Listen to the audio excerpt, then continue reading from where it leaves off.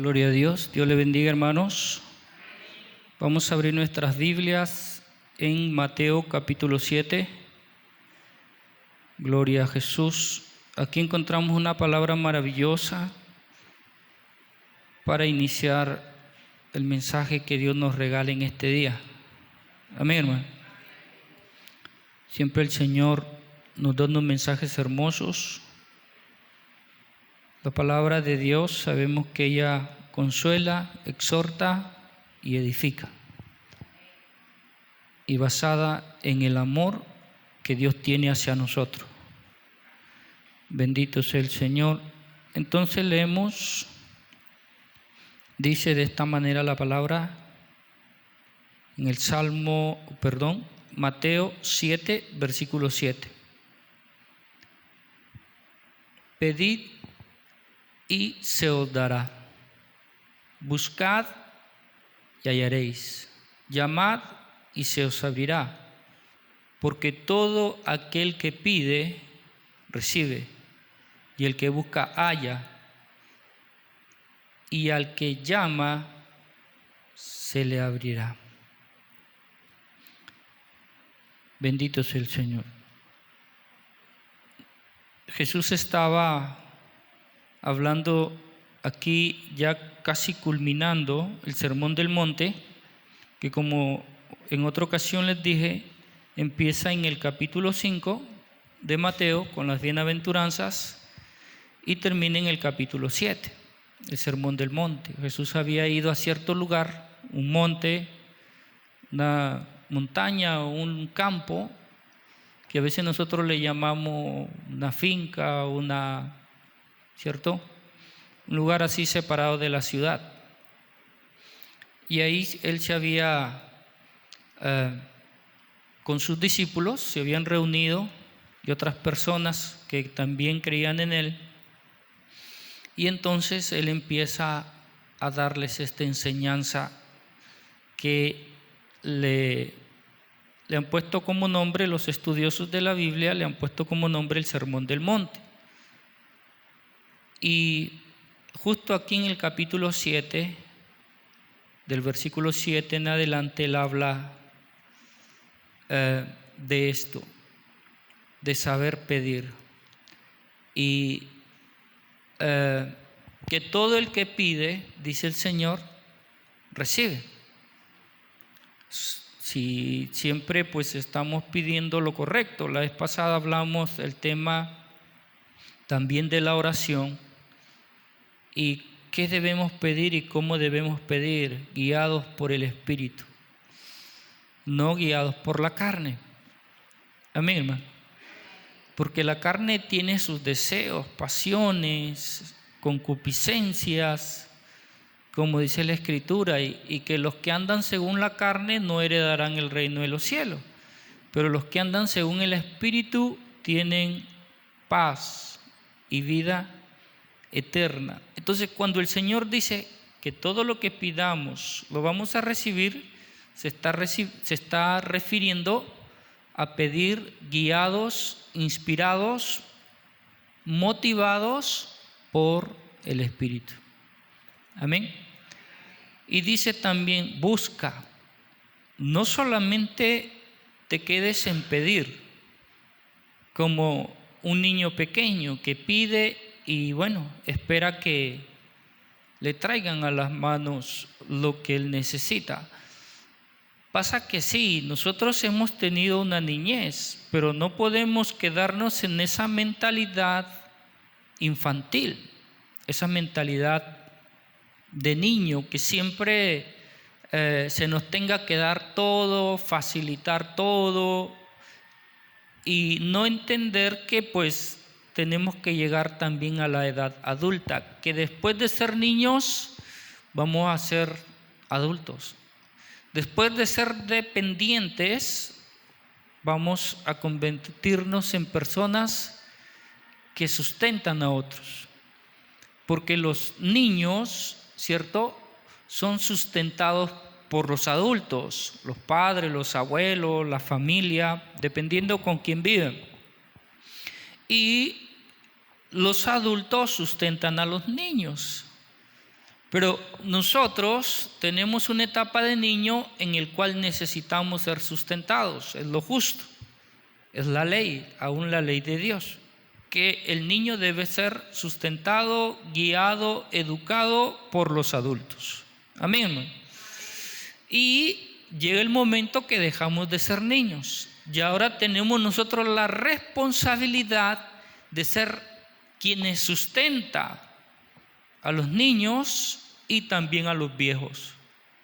Porque la Biblia dice que los hijos adultos tienen que cuidar de sus padres o de sus familiares que ya son viejos, que no pueden depender de sí mismos.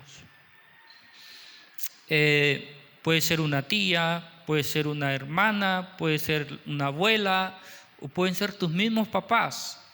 No está diciendo que solamente a tus papás o a alguien muy cercano, sino a cualquier persona, aún a personas que no son de tu familia.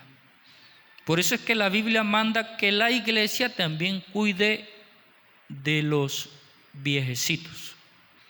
Entonces, hay iglesias que están en la capacidad también de ayudar a los viejecitos.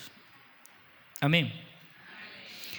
Entonces, el versículo dice, pedid y se os dará, buscad, que ya eso es, le está diciendo a un adulto, no a un niño de pronto. El niño, pues como les decía hace un momento, es dependiente, la ley lo respalda, pero el adulto ya no. Entonces, cuando nosotros venimos a Cristo, tenemos que entender eso. Si de pronto cuando estábamos en casa todavía papá, mamá, teníamos 20, 30 años y todavía papá y mamá nos daba el tetero en la boca, ya estábamos acostumbrados a que papá y mamá nos den el tetero en la boca, ¿cierto? Nos levantábamos a las 10 de la mañana y ya el desayuno estaba en la mesa y nosotros con 40 años de edad todavía estábamos que la mamá nos pasaba la manito por la cabeza, nos preparaba el agua calientica para bañarnos y todo, y con 40 años y todavía la mamá nos cambiaba el pañal. Pues en Cristo no, en Cristo no es así. Cristo no está para eso, para cambiarte el pañal con 40 años de edad ni nada de eso. Es más, hay una edad en el Evangelio, y lo vemos en la Biblia, que después de 3 años de estar con Jesús, los discípulos, el Señor los mandó a hacer la obra. Después de 3 años, Él se fue. Él estuvo solo 3 años, o sea, el ministerio de Jesús duró aproximadamente 3 años. Y en esos 3 años capacitó a los discípulos, especialmente a los apóstoles, y después Él se fue y los dejó haciendo la obra. ¿Por qué? Porque después de eso ellos ya no iban a depender de Jesús, sino del Espíritu Santo. Mira, Él hizo su trabajo de 3 años. Después ya, Espíritu Santo, encárgate de hacer el resto. Entonces, en la iglesia vemos personas que tenemos más de 3 años y todavía queremos que nos cambien el pañal. Todavía estamos en que no venimos a la iglesia porque no nos llamaron por teléfono, no venimos a la iglesia porque el pastor el día que predicó toda la palabra me la tiró a mí y que no sé qué, y que esto y que lo otro, y que los hermanos me miran mal y que no sé qué, y ya tiene más de 3 años en la iglesia y todavía está con esa actitud. Y Dios, mire, nos enseña que después de 3 años ese cristiano ya tiene que estar sirviendo al Señor en un ministerio. Amén, hermano. Si no lo está haciendo después de 3 años, entonces tiene que preocuparse y decirle: Señor, perdóname y aquí estoy para empezar a servirte. Porque de eso también depende este versículo. O sea, el Señor está diciendo: pedid y se os dará, pero también dice busca. Y cuando dice busca, está diciendo que ya estás en una edad de buscar. No solamente esperar, sino buscar. Y hay otro pasaje que dice: buscad primeramente, ¿qué cosa? El reino de los cielos. y lo demás será añadido.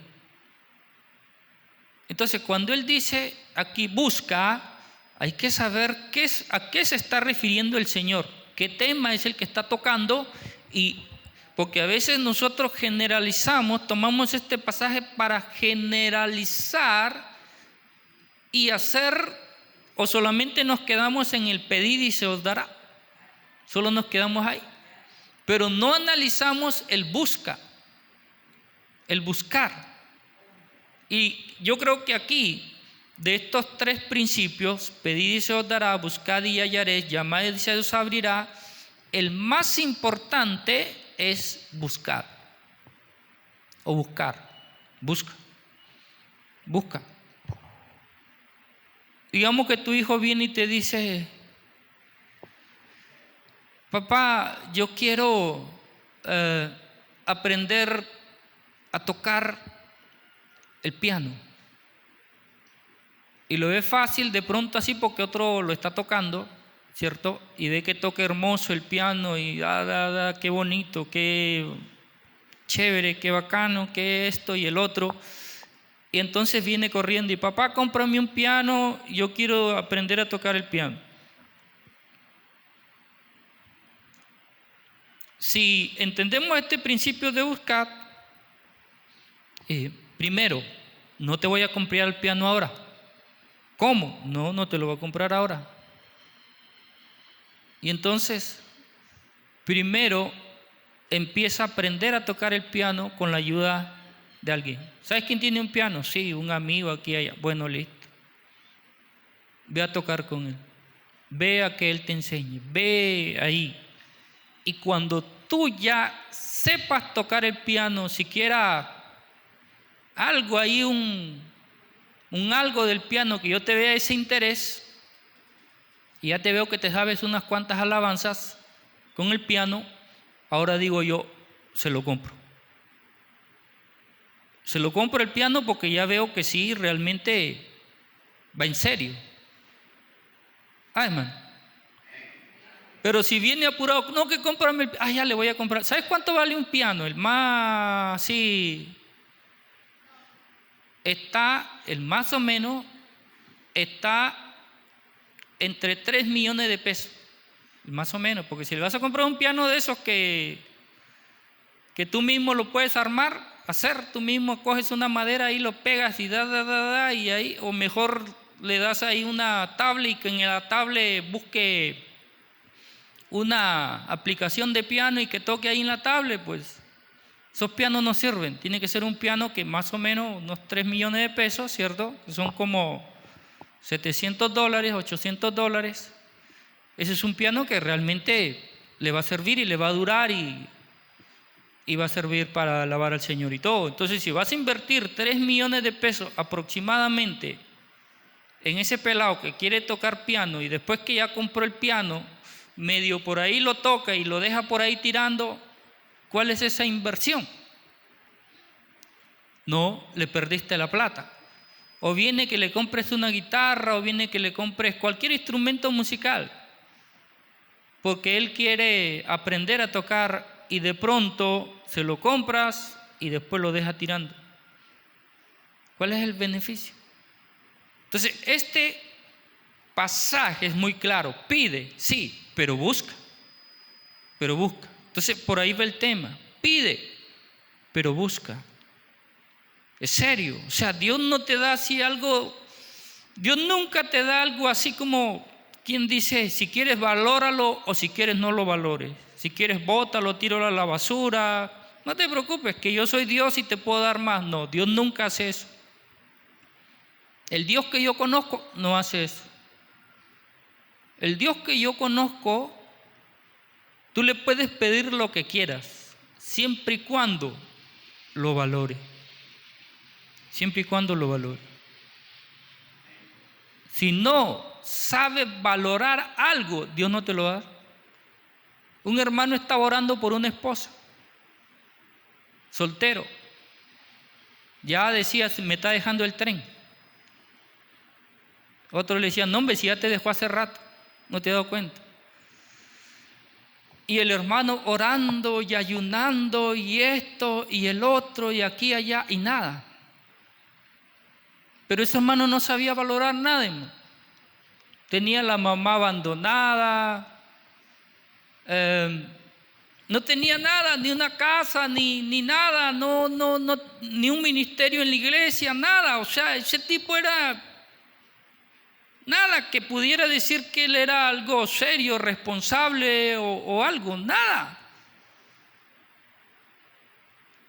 Y su testimonio tampoco era un buen testimonio. Él a veces cogía algo a crédito, no lo pagaba. O sea, infinidad de situaciones que uno lo analizaba y decían, este tipo no es serio. Y quiere una esposa. Sí, imagínate. Y se la está pidiendo a Dios. ¿Será que Dios se la da a un tipo inserio? No se la va a dar, hermano. Dios le va a decir, cuando sea serio te la doy. ¿O usted qué cree? Dios es serio y Él quiere hijos serios. Si los hijos son serios, es lo mejor dicho. Le pongo otro ejemplo. A mí me gustan los negocios. Y yo hago negocios con gente seria. Y gente seria me busca para hacer negocios. Y donde yo les doy mi palabra, ellos la aceptan porque saben que yo soy serio. Entonces, ellos dicen, vamos a hacer negocios con el pastor porque ese señor es serio. Bueno, vamos a darle 2 millones de pesos, 3 millones de pesos en productos y yo sé que me los va a pagar porque es serio. Y así. Y gente que no me conoce me dice, no, a mí me recomendaron al pastor porque ese señor es serio. Vamos a hacer negocio. No lo conozco, pero me lo recomendaron porque es serio. Y vamos a hacer un negocio. Y se hacen los negocios. Entonces, cuando vas a hacer un negocio con Dios, porque cuando tú le vas a pedir algo a Dios, tú vas a hacer un negocio con Dios. Vas a hacer un negocio con Él. Y Él hace negocios con gente seria. Dice, pedid y se os dará. Sí, vamos a hacer un negocio. ¿Qué es lo que necesitas? ¿Qué es lo que quieres? ¿Para qué lo quieres? Vamos a hacer un negocio aquí. Es como un padre con un hijo. Viene el hijo y te dice, dame 1 millón de pesos. Tú le vas a decir, ¿y para qué los quieres? No se los vas a dar así por dárselo. ¿No? ¿Qué? ¿Para qué los quieres? O sea, ¿qué es lo que vas a hacer con ese 1 millón de pesos? Entonces el hijo dice, no, me voy para una fiesta. Tú estás loco. ¿Cómo es que te voy a dar 1 millón de pesos para que tú te vayas a una fiesta a beber, a bailar, a no sé qué? No. Eso es botar el dinero. No, voy a hacer un negocio con ese dinero y esto y esto y esto. ¿Y qué tipo de negocio vas a hacer? Este y esto y esto. Ah, me parece un buen negocio, listo, toma. Y si necesitas más, te los doy. Pero si ves que es un mal negocio, no te lo va a dar. Ese padre que es serio no le va a dar a un hijo dinero para un mal negocio. Sabiendo que ese hijo es loco, por decir algo, ese papá no le va a dar un carro, no le va a dar una moto. Sabe que se va a accidentar o va a accidentar a alguien. ¿Sí? Igual es Dios. Pide, pero tienes que saber pedir. Tienes que hacer un análisis, la edad adecuada, el conocimiento adecuado, la madurez adecuada, la fe adecuada para pedir algo a Dios.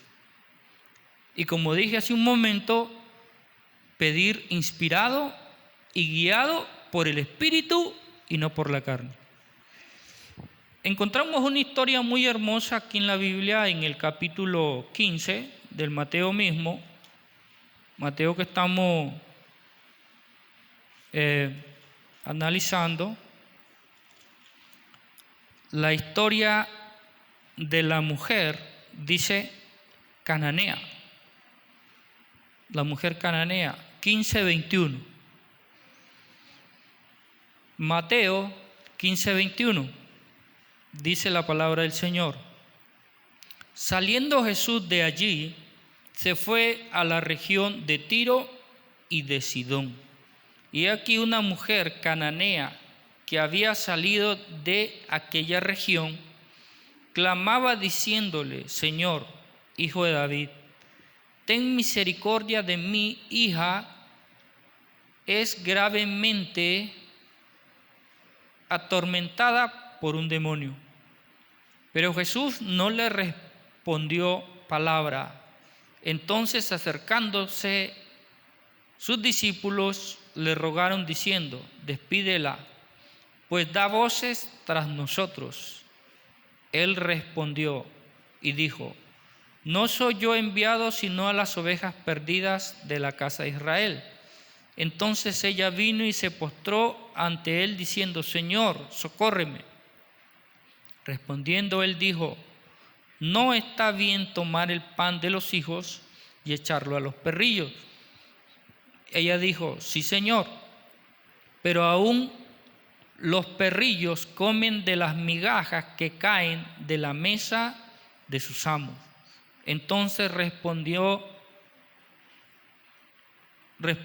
Jesús dijo: oh mujer, grande es tu fe, hágase contigo como quieres. Y su hijo fue sanada desde aquella hora. Mire, aquí encontramos una historia que nos amplia, ¿cierto? Nos da más luz acerca de este pasaje. Pedid y se os dará. Buscad y hallaréis. Llamad y se os abrirá. Esta historia es maravillosa. ¿Qué dice la historia? Que Jesús estaba en las regiones predicando, Tiro y Sidón, y entonces de esa región salió una mujer, y esta mujer dice Señor, que la palabra Señor significa amo, significa Dios, significa un ser superior. La palabra Señor se usaba para alguien totalmente superior. Y después le dice: hijo de David.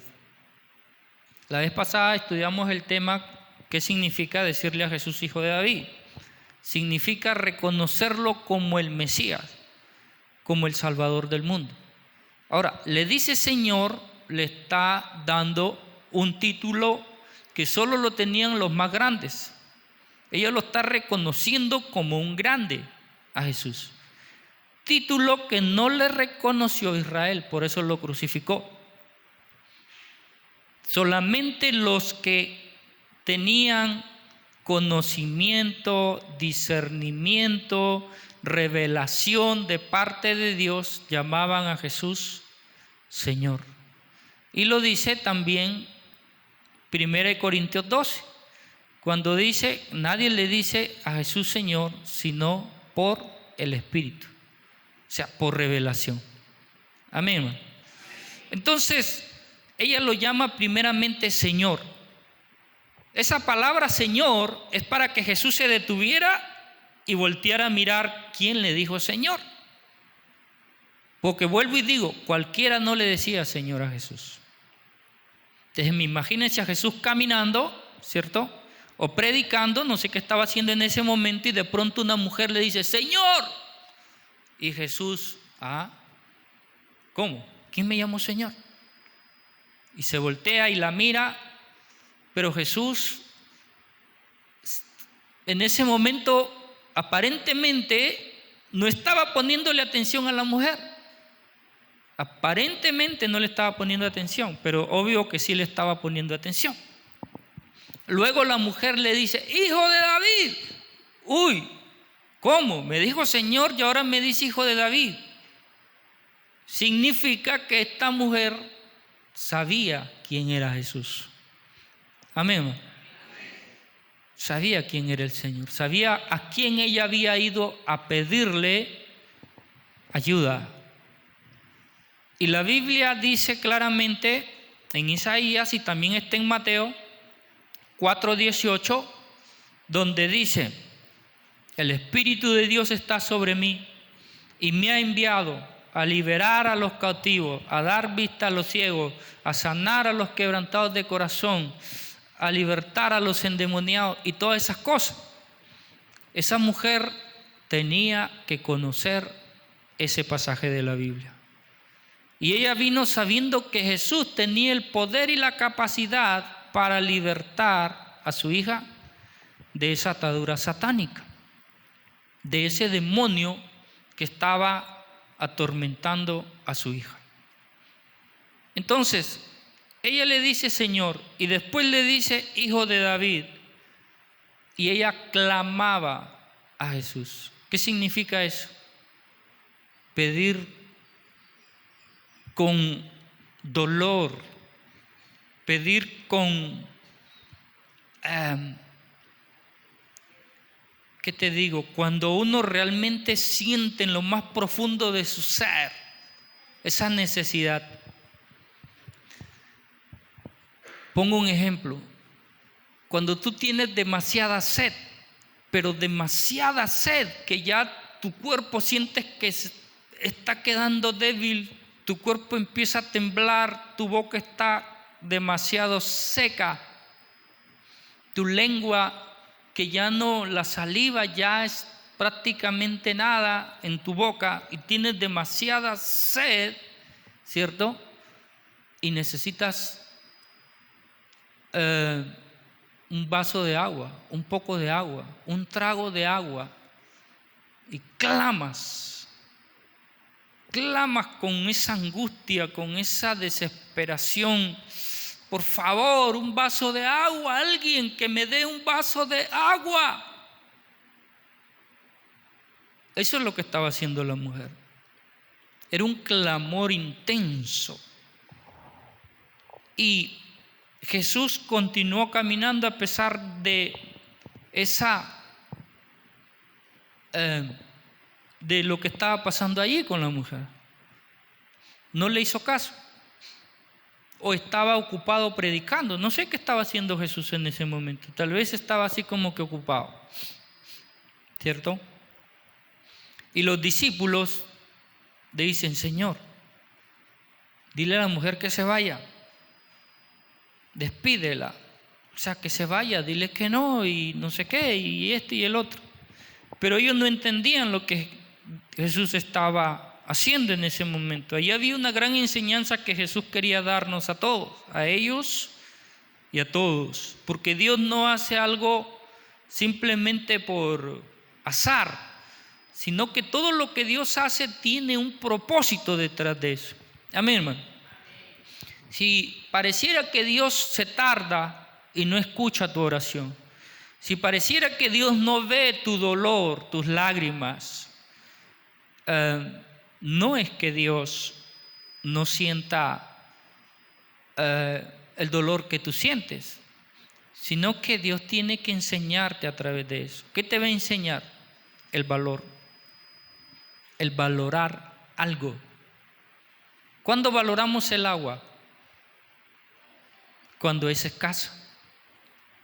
Amén, hermano. Uno valora el agua cuando es escasa. ¿Qué pasaría si dejara de llover un año en un lugar donde la gente vive de la lluvia? ¿Qué pasaría? La gente valoraría el agua. No sé, hermano, yo creo que las iglesias se llenan de gente clamando y llorando y pidiendo: Señor, manda lluvia, Señor, manda lluvia. Y todos los cultos serían ayuno por lluvia, oración por lluvia, vigilia por lluvia, culto de petición de lluvia, y lluvia y lluvia y lluvia serían los cultos. Porque como no en ese lugar no habría lluvia, entonces la gente lo primero que haría era eso, orar por lluvia. Porque uno empieza a valorar algo cuando es escaso. Entonces a veces Dios tiene que llevarnos a ese nivel para enseñarnos ¿a qué? A valorar. Amén. Que algo no lo veas como algo: no, eso qué fácil es para mí. Cuando los pies te duelen y no puedes caminar es cuando uno empieza a valorar sus pies. Cuando las manos te duelen y ay, no las puedes ni mover, es cuando empiezas a valorar tus manos. Ay, hermano. Cuando la vista empieza que ya no puedes ver con ella, es cuando empiezas a valorar tu vista. Y así es todo. Y así es todo. Entonces, a veces Dios como que Él está esperando que tú y yo aprendamos a valorar para darnos eso. El Señor te va a dar un ministerio y te va a usar a través de ese ministerio de una manera extraordinaria. ¿Sabes cuándo? Cuando tú lo empieces a valorar. Cuando para ti ese ministerio sea muy valioso. Ahí es cuando Dios te lo va a dar. ¿Sí ve? A Pedro, ¿cuándo le da el ministerio el Señor? ¿Cuándo le dice Pedro, apacienta mis ovejas? Cuando Pedro aprendió a valorar los consejos de Dios.